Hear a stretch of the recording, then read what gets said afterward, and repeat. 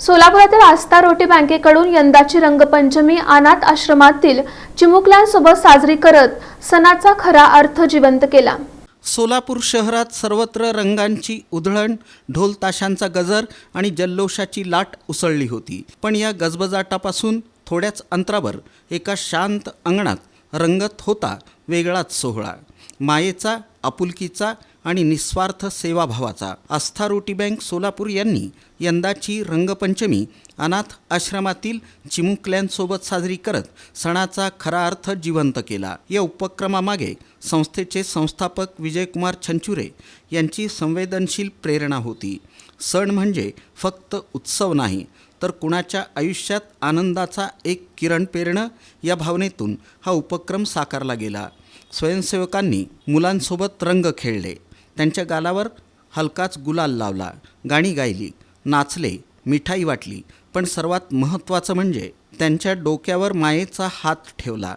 त्या क्षणी जणू शब्दच उमटले, रंगांची उधळण झाली शहरभर सारी, पण खरी रंगपंचमी फुलली त्या अंगणात लहानग्यांच्या दारी। नव्हता कुणाचा हात डोक्यावर अलगद, आज मायेचा स्पर्श झाला हलकेच सुकुमार गंध। पुन्हा या ना म्हणणारी निरागस हाक, मनात मात्र कोरला गेला प्रेमाचा ठसा पक्का। रंग लावता लावता मनही रंगून गेलं, त्या चिमुकल्या हास्यातच ईश्वर भेटून गेलं। हा सण नव्हता केवळ रंगांचा उत्सव, हा होता माणुसकीचा खरा सोहळा, सेवाभावाचा जल्लोष। त्या निरागस चेहऱ्यांवर उमटलेले हसू, डोळ्यात दाटलेला आनंद आणि पुन्हा भेटण्याची आस, हेच या रंगपंचमीचं खरं यश ठरलं। संजीवनी संस्कार अनाथाश्रमाच्या मुलामुलींसोबत रंग खेळून झाल्यानंतर त्यांना जेवणाचं वाटप करण्यात आलं। श्रीखंड, बटाट्याची भाजी, जिलेबी, केक, मसाला भात, चपाती आणि आश्रमातील मुलांना कोल्ड्रिंक देण्यात आले।